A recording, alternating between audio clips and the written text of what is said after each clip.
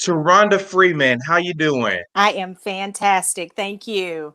Thanks Good, for thank you. having me. Absolutely. We've been trying to make this work, and I'm so glad We that have. I finally got a chance to talk to you. Absolutely. I'm glad to be talking to you.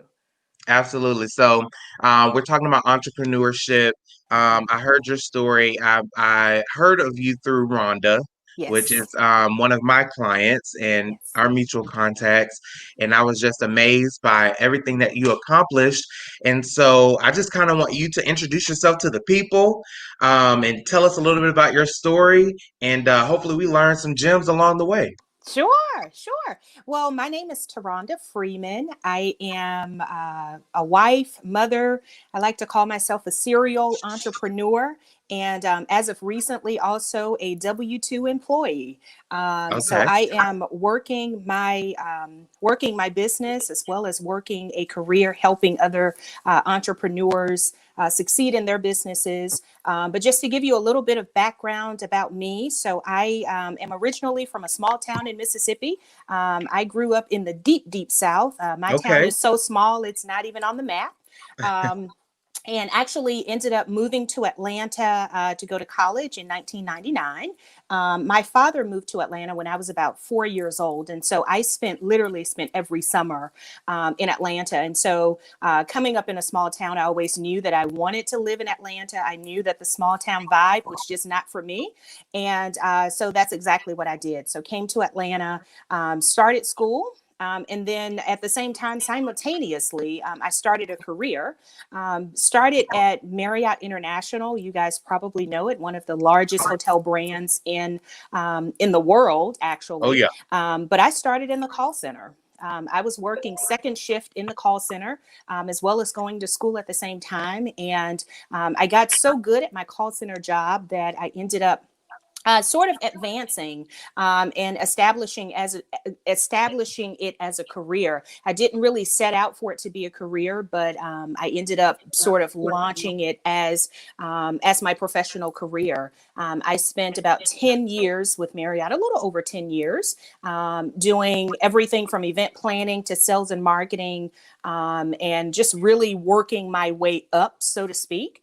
And then I was wanting to get into entrepreneurship. I was wanting to have a business, start a business, or do something along those lines. And I had a couple of business mentors that I started to talk with. And again, I'm working my 9 to 5 job, and I started looking at some different brands because I realized that branding was so important. I, of Yeah. course, was working for one of the largest brands in the world, Marriott, and had a business mentor that introduced me to Subway.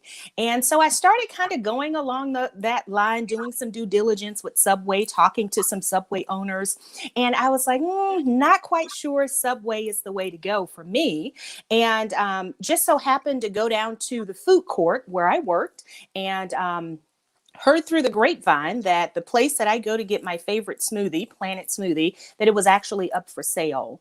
And so I was like, really? Planet Smoothie, that's my Planet Smoothie. It's up for sale. So long story short, I was a customer that ended up buying a business. I bought into a brand that I loved, purchased a Planet Mm, Smoothie business, cashed in my 401k because I really believed in what was happening. I believed in the brand, and so that's sort of what started my entrepreneur journey. I still work my job. So about a year and a half into working my 9 to 5 job, having the business, I really saw an opportunity for me to sort of branch away from my job and just go into the business full fledged. So I literally stepped out right. on faith, left my career, and started working that aspect of the business. Ended up opening a second store, so building out a second Planet Smoothie store, one in downtown Atlanta, another in the Buckhead, Brookhaven area. Okay. And and we were doing pretty well. Then I am fast forwarding to the end of my story, but we were doing pretty well. But I like to say that that I started with the end in mind. When I bought my first Mhm. store, I was thinking about the end. What does that look like for me? And so for entrepreneurs, that's the advice that I'll give. That when you're in a business, what Yes. does it look like at the end of your journey? And so I literally started with the end in mind. I knew that one day I wanted to sell the business. And so I just started, getting all of my ducks in a row, making sure that all of my financials were together, making sure my paperwork, my books were together, so on and so forth. And I positioned the business for sale. I wanted to sell one of the stores, ended up getting an offer for both, literally an offer that I couldn't refuse. And so I sold both of my smoothie stores, stayed home for a year and a half, and I am an entrepreneur, like I said, at heart. And I wanted to get back into the game, but not really ready to make a financial risk. Because as you know, anytime you're going into business, it's a risk. You Correct. don't really know whether you're going to get anything out of it. You don't know how long it's going to take for you to get something out of it. And so I said, well, what is it that I can do that can put the skills that I've gained as an entrepreneur to work? And found an amazing opportunity with another franchise brand. So I am now working, like I said, a 9 to 5. I'm a W-2 employee, Nothing but I wrong with have that. great I have great flexibility, and I literally work with business owners. I work with other franchisees who are trying to build their business, trying to make sure that it's compliant with the franchise, but also they are thinking. A lot of them are thinking long term, long strategy. So what does the end look like for them? And so that's what I'm doing right now. Nice, nice. TuRhonda, it's so amazing when you were talking about how you invested into the brands that you like, Mhm. which is the best advice that I've heard from my Mhm. mentors as well. What were some mindset obstacles that you had to overcome, if any? Because I feel like a lot of times in entrepreneurship, and this is what I say all the time, it's 80% mindset and 20% strategy. Mhm. Sure, sure. So I think one of the biggest mindsets is I think we sort of go into business thinking it's going to be easy and it's going to be pretty and it's going to look like what somebody else's story or business Mm, looks like. And so I personally had to dismantle that kind of mindset, and know that this is my own personal journey. I am building a business and building an empire, so to speak, right, but it's not going to look like anybody else's journey, and I can't compare my 2 years to somebody else's 25 years. And I right. think a lot of times that's what we do is we get into that comparison trap, and we're trying to compare our business to someone else's, and we just have to embrace, which is what I did. We have to embrace our own journey, and learn along the way. I Yeah. am a constant learner. I am a researcher. I love the nuts and bolts of business. I love how understanding how things work. I love the numbers of the business. I think a lot of times people don't embrace that aspect of the business. But I love all of those sort of behind the scene things, because I realize that it's the things that we do behind the scenes that helps it look like the way we intended it to look in our minds. We've got to do the work behind the scenes. You're absolutely right. And you have to appreciate the lessons along the way. Like I say a lot of times we don't say losses, we say lessons. We don't say failures. We say, Opportunities. opportunities. There we go. You've been listening to me, Taronda. No, it's that mind. It's the mindset, and you have to appreciate each Mhm. piece along the way because that's what makes you strong. A lot of us Sure. sometimes see people in their result, but we Mhm. don't know what it took for them to get there. And I know that Absolutely. sounds cliche, but it's so true, right? Very true. Very Another true. thing you said is about having mentors. So what were you looking for when you looked for mentors? Because that's the greatest gift that you can have as an entrepreneur too. I Someone who's agree. already done. Absolutely. Somebody who's done it, who has a track record, Mm, not of the showy side of it, not of the glitz and glamour side of it, but somebody right. who's literally putting their hand to the plow. And so that's what I looked for. I had an acquaintance, so to speak, somebody that I knew who was in business and they were doing very well. But from the outside looking in, it just didn't look like it. And so I wanted to know, who are these people? It was a couple. Who are these people? What are they doing? They make it look easy, but I just wanted to get to know them. And so I approached them and just told them my story, told them what I was trying to do. And we started working together. And I like to, I love them so much because, like I said, they're not flashy livers. They didn't drive the best car, didn't live in the biggest house, but Hmm. these people were literally building a legacy, and that's what I was attracted to. They had a family. I'm a family person, and so I was attracted to them because they were building a legacy for their family, not just for today, but they were thinking long term and long strategy. Yeah. There's a quote that I saw this morning that says, "Rich screams and wealth whispers." Amen to that. Yeah. Amen to that. It's So, very true. It's very true. And I yeah. think a lot of times I work with a lot of women in business. And I think a lot of times we as women, I can speak from experience because I'm a woman, we do look at the glitz and glam. We look at, like you said, the end result of the thing. And that's not necessarily where the work is done. We think it's going to be, fancy and pretty, and we're going to be able to take the best Instagram shots and do Oh yeah. wonderful reels, but that's not real life. Yeah. Real life is getting in there and doing the actual work that's going to give us the return that we're looking for. Absolutely, absolutely. Teron, I want to do a slight deep dive for all Sure. of the other aspiring franchise owners out Mhm. there. What was the process like to owning your own franchise of Planet Smoothie?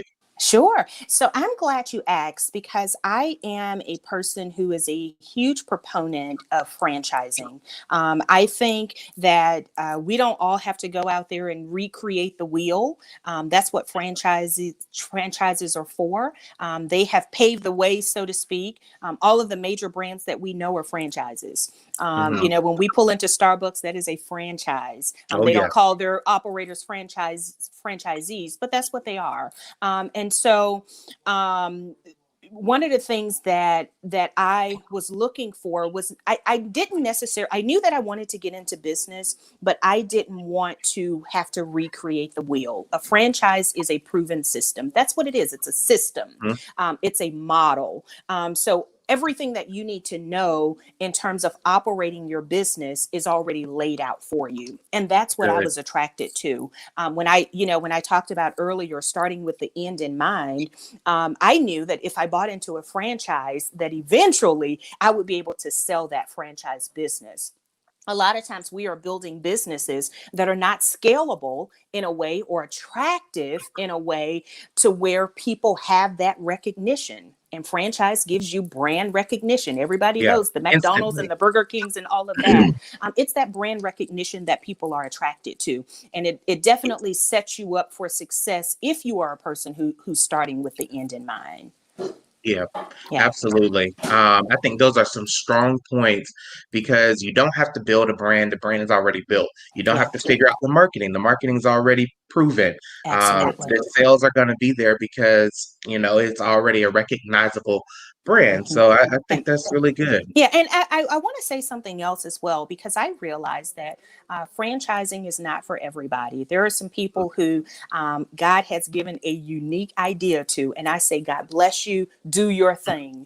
But then there are people who want to be in business and they want that proven system. They want that brand that's standing behind them. If you are that kind of person, then franchising is for you, or possibly could be for you. And a lot of times people don't know that there are people, the brand that I'm in now, um, I mean, I knew this before, but I'm just learning as I go, that there's so many opportunities out there for folks who are wanting to get in business. There are folks who have been in, in a franchise business for, 20, 25 years. They've raised their family and now they're ready to retire. Doesn't mean that there's anything wrong with the business. They are just ready to get out. And so those Right. opportunities come up. If you're wanting to, get into a franchise, you can buy into a business that's already open and operating, and that's already has a proven track record of success. And so there are so many different ways for us to get into entrepreneurship. You just have to find out, what path is for you. Right. Right. So let me flip it a little bit. And I don't know Mhm, if you can, I don't know if you can, well, I'm for sure you can speak to this, but mhm, for those entrepreneurs who are putting their business plan together, right? Or mhm, maybe they're at the point where they think that they want to step into scaling their business in the sense of allowing people to franchise. mhm. What should they consider and what steps should they take to get to that point to where, people can come in and franchise their business out? Sure. So there's a whole lot of legalities that go into positioning a business for franchising. I would recommend, number one, I am not a business attorney, but I would recommend that you contact a business attorney who specializes in that area. But just to give you a couple of things for the audience, one thing is you want to make sure that you have a business that is franchisable. Mm, And what I mean by that is, do you have the right product in place? Has your product been proven? Proven meaning, are you actually making money? Do you know the nuts and bolts of your cost? What does it cost for you to make that product? What are you actually pulling out at the bottom line? Because a franchise system is built on those kind of facts. If it's I had a friend who was a baker or who is a baker, and she built out a bakery. And so I just want to take you on that journey because I okay, think everybody has been into a bakery, right? So right. when if she's thinking about franchising her bakery, when you walk in, what are the aesthetics of the place? Because this is a layout and a setup that you are going to have to sell to future franchisees. And so what are your tables and chairs, your smallwares, like your, serving utensils, and every single detail in your business, it has to be spelled out. And a lot of times people don't know that, but every single thing, that's why franchises are so successful, because you could literally if you walk into any Starbucks, it's the same kind of vibe. If you go into a Mm, Chick-fil-A, it's the same kind of vibe. And that's what it is. consistency. It's that consistency. And so you have to, for your business, you have to create it, or design your business, build your business in a way that it can be franchisable. If you have gone down to the local thrift shop and you've purchased all of your goods, and you can't detail that out for somebody else who's wanting to do exactly what you're doing, it's probably not a business that's franchisable. I hope that makes sense. Yes. Okay. Yeah, Yeah. definitely. Hmm. So now that you work with business owners in your 9 to 5, well, we say 9 to 5, but that just means corporate America. Sure. Like what about that? Where in that is your passion, and what do you enjoy doing the most? Sure. So I am an operations person at heart. So again, I am the kind of person who likes to be out in front, talking to the customers, finding out, what it is that they want, so that we're delivering on their expectations. And so that's a part of the business that I really enjoy. But what I get to do now that I am just really embracing is just really working hand in hand with people who are at different stages of their business. I mean, I'm working with business owners who have just started out. People who have been in the game for a long time. So it's, trying to help change that mindset, because again, Mm-hmm. you are in a franchise system that is going to grow. And so I mean, I'm just really enjoying that part of it. There's a lady who comes to mind. Her name is Kathy, and Kathy has actually worked in a store, a franchise store, for, I don't know, probably 15 years. Great relationship with the owner, and the owner ended up getting sick, and he wanted to get out of the business. And he approached Kathy and said, "Hey, you've been holding it down, working with me. I'm wondering if you and your husband would be interested in buying this business." And so I love those kind of stories, because this Yeah. lady has literally helped the owner build his business, and her and her husband were able to go to the bank, get an SBA loan, and they now have taken over the business. And so she's now shifting from an employee to an owner. And that happens. I mean, that happens more than we realize. Those kind of situations, and so it's all of those kind of experiences that I'm enjoying right now. Nice. Yeah. Nice. Any last piece of advice for business owners, entrepreneurs, aspiring entrepreneurs out there?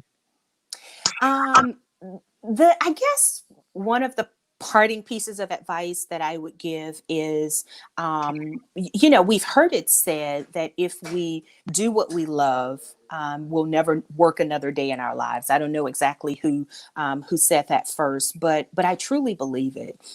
We have to really dig down to make sure that this is something that I love to do. This is Right. something that I am truly passionate about. I'm not just tied to how much money I could get out of it, but I literally wake up with that energy, with that expectation that I am living out my passion. And so that's what I would say, to entrepreneurs, is make sure that you are doing it for the love of it. And not for any other reason. There are other reasons, of course, that are going to play into you being a business owner or being an entrepreneur, but make sure you love it. Make sure you love the product, the people, the process. Make sure all of those things are in place and there's true passion there for it. Yeah, I have a coaching program that I just launched called From Passion to Profit. That's so Uh-huh. interesting that you said that, and it's to dispel this myth that you can't do what you love Hmm. and it can't be profitable. It Yeah. can, and Yeah. I find that you feel so much. It's more than just about making a buck, but it's about Hmm. feeling fulfilled in what you do. Absolutely. I do what I Absolutely. do because I love helping people Yeah. discover their greatness and discover, who they are and how they can Hmm. impact the world. Hmm. And, if you can be compensated for that, why not Why be not? completely invested into it? I So, completely agree with you. And, we see so many people out here who are doing their thing, and they are living the life, or so we think. But like you said, you don't know what is behind their story. You don't know how they got to where they are. And I think if you have that true love for the thing that you're doing, that the money will come. If you just hone in into that passion and start cultivating that passion, right. that the coins are coming. it's Yeah. it's just a matter of time, and we have to see things through. I think that's what a lot of people are sort of lacking, is that we are in this microwave sort of society. We want it overnight. We want that instant success, and it doesn't work that way. That's just not reality. But if we are truly passionate about it, we can, like you said, we can turn that passion into profit. I truly believe it. Absolutely. Yeah. TuRhonda, thank you so much. It was a pleasure speaking with you. The And we pleasure have to is do this again soon. absolutely, the pleasure was all mine. I really, really appreciate it. Thank you. Thank you. You take care. Bye now.